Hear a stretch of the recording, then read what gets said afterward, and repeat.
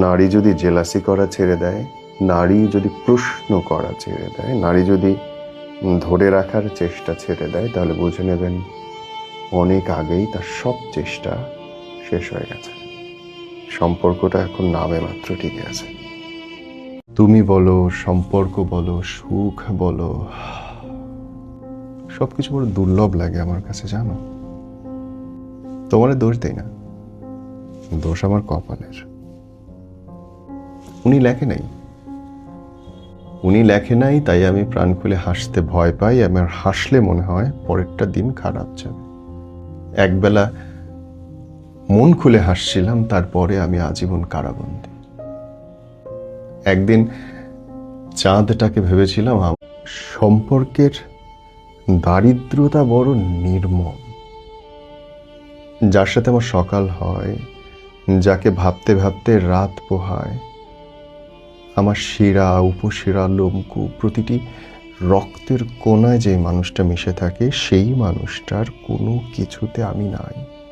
ফকিরের মতো, দরিদ্র মানুষের মতো হাপিত্যেশ করতে থাকি একবেলা দেখার জন্য, একটু ঘুম থেকে উঠে তার হ্যালো শোনার জন্যে।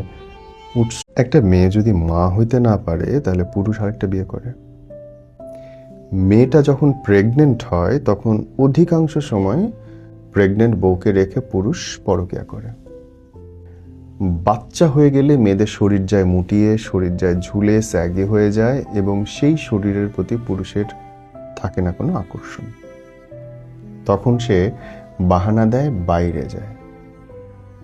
তাইলে মেয়েটা করবেটা কি?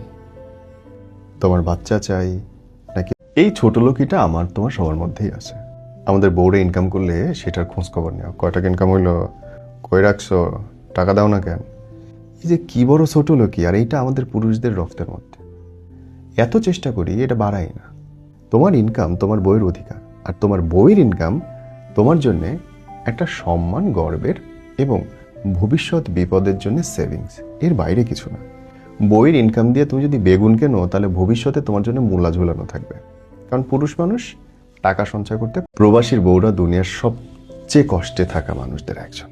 হাত ভর্তি কাঁচের চুড়ি, ঝিনঝিন শব্দ হচ্ছে, কিন্তু এই আনন্দটা তার প্রিয় মানুষের কান পর্যন্ত পৌঁছাচ্ছে।